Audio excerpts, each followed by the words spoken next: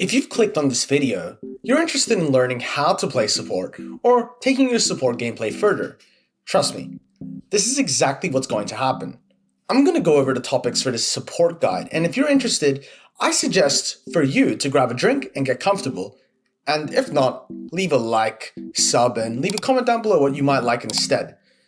We're going to talk about what are supports in Pokemon Unite, what kind of supports exist in Pokemon Unite, how we can use support, a supporter's game plan, and what to do when your team isn't exactly supportable. So you're probably wondering why I should listen to me. I've been playing carry since the beginning of this game, and I'm gonna say this, I know exactly what I love my support to do, and exactly what they're doing that works, and I know exactly what doesn't work when they do it and what makes me grumpy. So when you finish watching this guide, you're never going to get thanks pinged again. So with that being said, let's jump right into the video. Now, of course, what is a support, right? So this whole category of supporters, there's a lot of them. Let's get through it, right? I think that there's a few types of supports, but mainly a support is a character that's going to run the experience share item. You need to run this experience share item as a supporter. And what you do is you essentially help out your team by providing utility such of sorts, right? So you're either healing or stunning the enemies or providing some sort of interference or buffs to your own teammates. And by doing this, you give your team an advantage in the game because you're assisting them and actually fulfilling the potential as carries and tanks and everything else in the game. Supports are a vital part of Pokemon Unite, and they exist in harmony with all the other roles. You can't really win a great game of Pokemon Unite without a support, I feel. It's one of the most important roles. So now that we know what the supports are, exactly how many types of supports are there? Because we're talking about healing, we're talking about CC and crowd control, and then we're also talking about buffs. So let's get to it. We have Hoopa, which sort of does a little bit of two. It does a bit of healing. Let's put a scuffed heal there, and then we also have a little bit of buffs because it has some buffing abilities. And we'll go with that for a bit. We have something like Comfy, which is also in that category. Blissey, Eldegoss, and then we have Sableye, which is sort of a weird supporter where it's more of just the CC bot, right? And then you have Clefable, which is also healing. It's mainly more in the healing category, right? And then you have Wigglytuff, which is shields and CC, and Mime, which is sort of similar, not really buffs, but more on shield CC buffs. So I'd say I'd probably put it here, but that's how I'd break down all the supporters. And yeah, so we can sort of see you have three types. You get heals, you get buffs, and you get crowd control. Now, of course, right now in the game, Wigglytuff and Sableye, let's not look at them too much. I think they deserve their own complex guide because they're very complicated characters. But for now, let's focus on the healing and buffing Pokemon. These supports, they're so valuable in the team. Guys, you don't understand how important they are to have on your teams. So how do we use a supporter, right? So now that we know that these are supporter characters, what do we do? Okay, so I've locked in my supporter. Let's just say we've locked in Hoopa this game. And what should I do now? So now that we have our Hoopa, where does the support go? More often than not, you want to send the support to the top lane.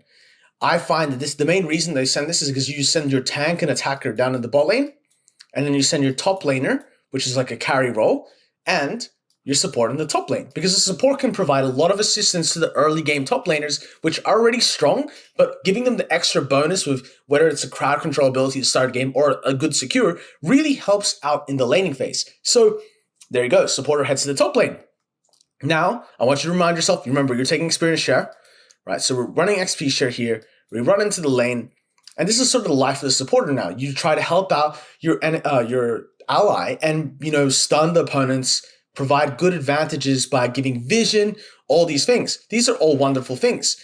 I want to go and explain what a supporter truly does. So the idea of the supporter is you're providing these healing and buffs. Your main job is to assist without getting, picked off, right?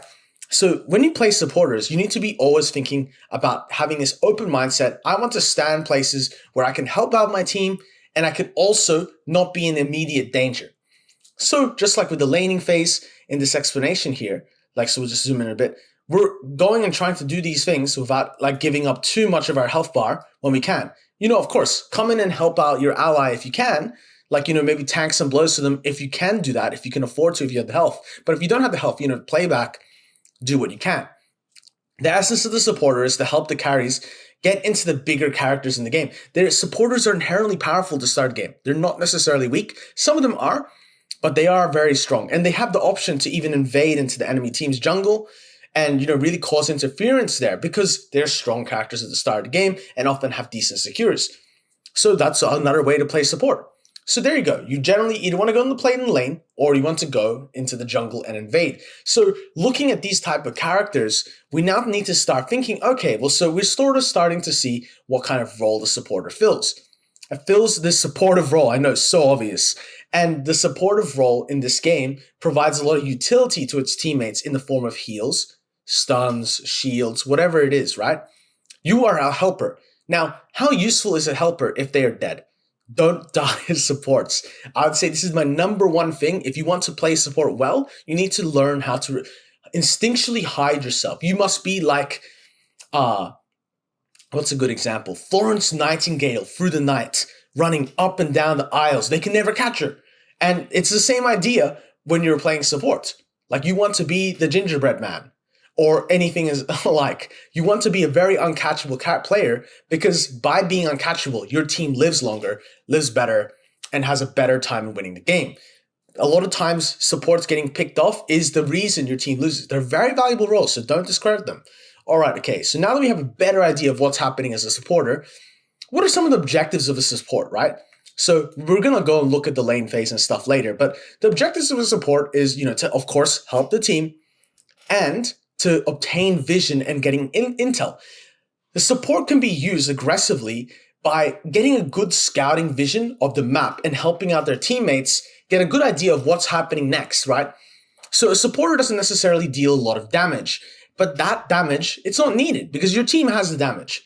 You're just there to enable the damage and you're there to sort of lead the game. So what's something I recommend to supporter players is, being able to look for vision. Whether that means standing in aggressive bushes, if you can, and during a sort of ripping situation, or getting an early advantage in a fight by getting there early and first. You don't need to be the person farming. Of course, get your Unite move, that's still very important. But once you have Unite move, and unless you need the charge urgently, you should be looking to make plays around the map by opening the map and seeing the game state as it is. Hide in bushes, get vision, understand what's happening around you so that when things happen to your team generally have an advantage in this situation. Now understand, not everyone's team is absolutely perfect. You're never going to get the perfect team in solo queue. That's okay. We understand that. And, we end up like getting better for it because you're going to make the better plays regardless. All right. So, okay, now we know we're going to get vision as support and we're going to assist our teammates. So we know sort of how to get vision, hiding in these bushes, getting places early, thinking about the objectives and what has to happen in the game. Support players need to be on the money about this. You need to know intuitively what's next. Don't follow around your carry player like a lost dog. You want to be a person of proactivity and open-mindedness. Sort of understand what's going to happen and, embrace it with yourself. You can be playing comfy and calling the shots. That's still fine. Of course, you heal when you need to, you use your abilities when you need to, but think about the game laterally. It's the role that allows you the most thinking expression. You don't need to think necessarily too much about casting every single spell perfectly. You need to think about where you should be standing, how you can help the team the best, what needs to be done in the game to win, and reminding your teammates of that if you can.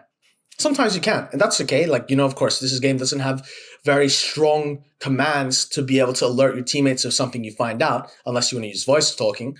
But if you don't want to, that's fine. You're going to keep that to yourself, and the wealth of knowledge will help you carry in later games. So, we're getting a better idea now. Okay, so support, we look around the map, we get a good insight of where to be. We go there early, and we set up for our team, and we make good plays. We just talked about that. Now, this third thing. How do we assist our teammates? Well, it's pretty clever. Let's look at a typical Hoopa's positioning.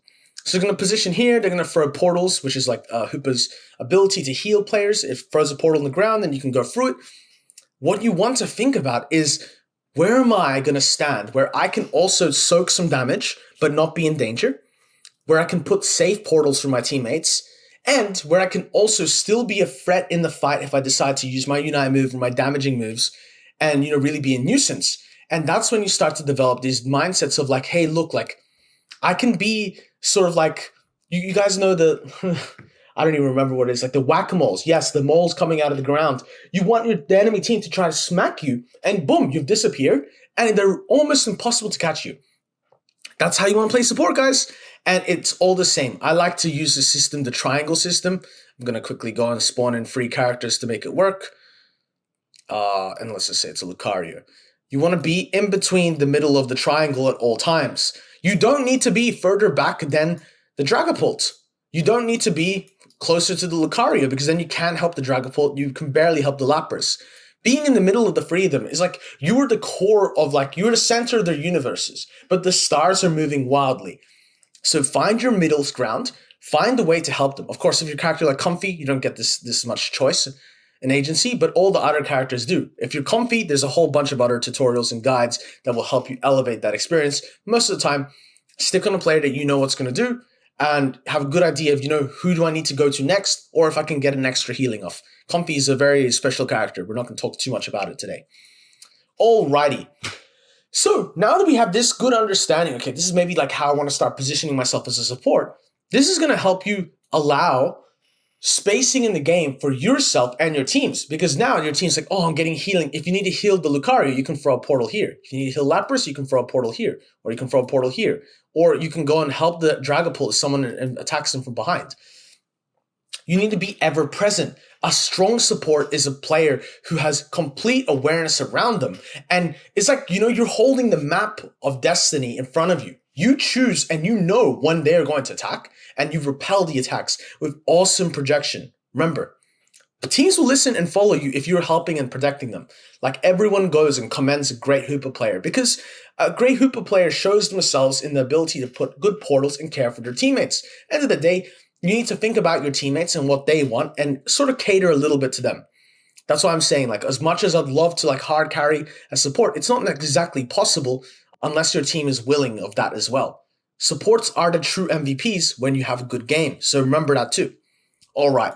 Now that we've gone through this bit, what's a basic game plan for a supporter? So we told you all about maybe somewheres we want to play, what we want to do, what kind of supports are there in the game. How do we actually start the game? What would I recommend?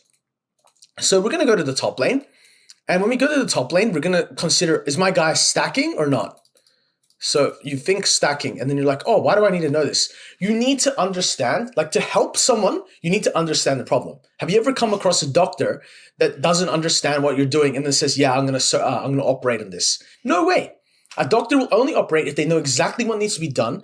And that's the same thing here. If you don't understand what your patient, the player that you're playing with, has to be solved with, or what their problems are, or what their issues are, you're not going to be able to help them properly. And that's why you need to understand. So stacking, it's when you use any of the stacking items, which you get for scoring, right? Any of the stacking items, let me put them up on the screen. This one. You'll see what they have from the champion select, and you'll see, oh, okay, if they want to stack, well, then I got to play differently. And so you see, okay, are they stacking or not? Ask yourself the question mentally, and then you get prepared. Okay, maybe I need to prepare an escape route for them, or maybe I can stop the enemy stacker. So, okay, you run up to the top lane. There's going to need this minion to fight for. You can fight for it. You can try to secure it, whatever. Think about your teammate. Don't take all the farm in the lane if you don't need to, they are stacking. Don't take all the farm. You're going to ruin their game, right? Think about if the enemy is stacking. Maybe you can defend against that stack using your crowd control and your auto attacks. You have a lot of threat in the early game, and you have good secure too. So don't weigh yourself down too much and think, oh, I can't do anything. I'm a support. You are a very powerful character. You can do great things if you put your mind to it. All right, great. So now that we're thinking about these things, okay, so the lane phase goes on a little bit further. You trade farm. Let's just say it's gone all the way to the Bs.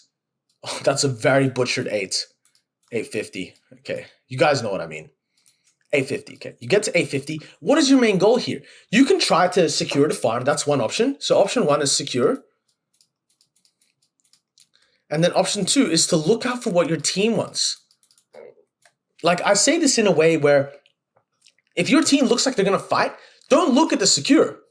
Go help them with the fight. Try to help with the damage. Because if you three are all focused on helping and making the same play, you're going to make a better play overall. However, if you're trying to do one thing and your damage dealers are trying to do another, it's not going to be very effective because they're not going to have your help and you're not going to have their help.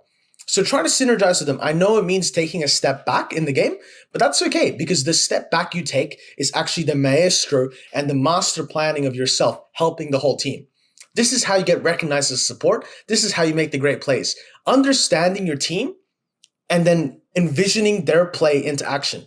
A support basically, as I said, it's like a doctor, right? You have to understand the problems and then you're like a dream maker. They give you this wish list for Christmas and you're like Santa going and giving them the presents of exactly what they want. That's what a beautiful support does. All right, okay, I'm going to give you another example, which is like where let's just say we go to invade. When you're invading as a support, the whole time you're aiming to waste time.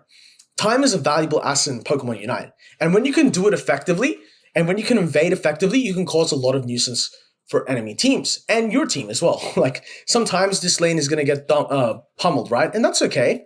Because if you go and shut down the enemy jungler, more often than not, one of them is going to come back here. And then if you know what you're doing, you can stall them around the bushes and make them waste like forever time to try to take you down. Meanwhile, your jungler can come up into the top lane and save the game. So I want you to think laterally about the support. You can carry in your own way. And this is how I would suggest. If you have like, let's just say less than eventful teammates, well, it's time to put the carry pants on. Let's look at some invades. Let's look at making some pressure in the game. You still take experience share, but you go here and then, you try to use your securing move to get the buff. Of course, like anything can happen and you can get the buff. You can't get the buff sometimes, but that's okay. No matter what you're doing, you're stalling and putting pressure. Don't let yourself die. Remember, a great supporter is elusive and you need to be elusive, the elusive doctor. You understand your team's needs and understand that you also can't, faint. You're the maestro, the master planner. So now that you understand that you're the planner and you need to envision these people's dreams into reality, we need to see what your team needs. Whatever your team has, try to understand what's going to be the most effective way to win and focus and channel your energy into making that happen. Look at your team, look at the players, look at who's playing well, and try to work with them to activate their ideas because it's going to work. Guys, more often than not, the supports that actually see which carries are doing their thing, don't do your own thing. Sometimes when I play support, my biggest mistake is I think, oh yeah, I have to do everything. No, you don't. Trust your team. It's a bit hard to do, but if you're a trusting person, it's excellent. And you're going to see the results just stack on top of each other over and over and over again. All right, okay. So now that we know how to deal, sometimes you get an unsavory team. That's okay. We're equipped with that. This is the reason why I think support is one of the greatest roles in the game.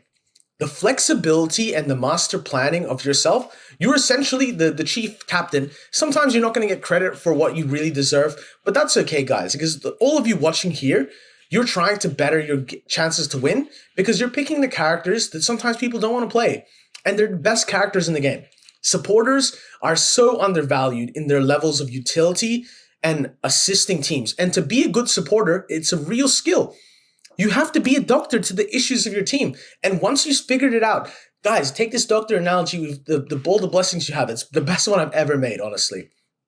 You are the team's doctor, and not in just the healing way, but in the healing of the soul. You have to understand their problems and fix it for them real time in that game, and that's how you end up with a game win. When someone carries, who do you think paved the way? Who paved the way? It was the support. I hope all of you have a wonderful day and enjoy this type of video where we're doing more of a support guide and how we can maybe put a bit more influence in the game as a support. I really want to continue doing this type of content, so of course leave a like, sub, and a comment down below. What more do you want to know? Do you want to know more about supports or attackers or something else? Let me know, guys. Okay, I'm loving it so far. I hope you guys are too, and I'll see you in the next video. Bye.